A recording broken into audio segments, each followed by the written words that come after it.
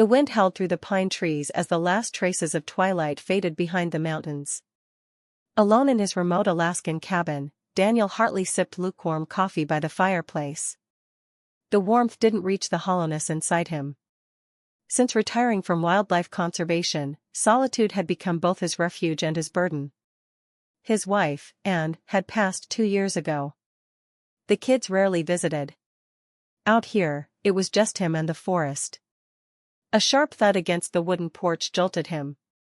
He set down the mug, grabbed his flashlight, and opened the door cautiously. The beam caught a shape, large, silent, and watching. A wolf.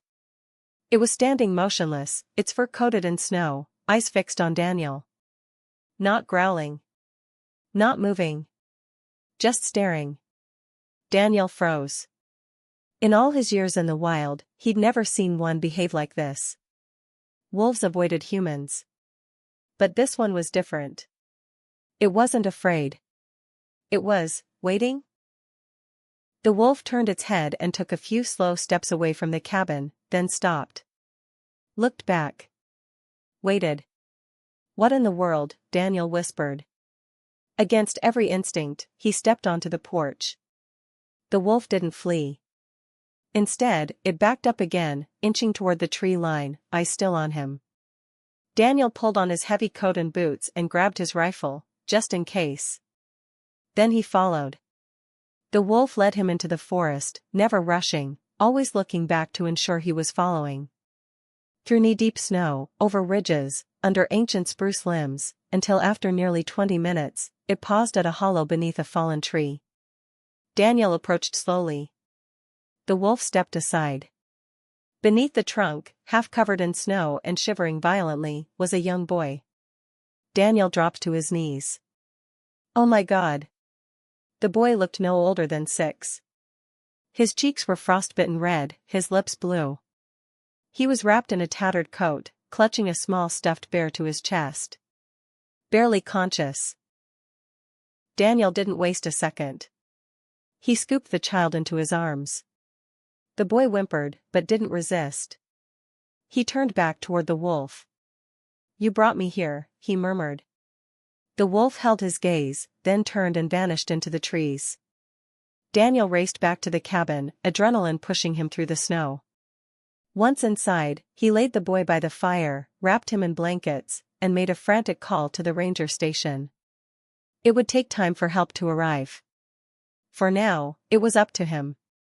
He boiled water, fed the child warm broth, and rubbed warmth back into his hands and feet. The boy didn't speak for nearly an hour, just shivered and clung to the bear.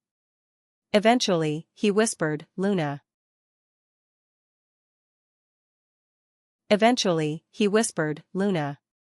Daniel leaned closer. What, son? The wolf. Her name is Luna. Daniel's heart caught in his throat. You know her? The boy nodded. She found me. After the crash. She kept me warm. Crash? Daniel's voice cracked. There was a car. We were driving. My mom, his eyes welled with tears. She didn't wake up. Daniel's breath caught. The authorities later confirmed it. A car had skidded off a nearby Forest Service road days ago. The mother was killed instantly.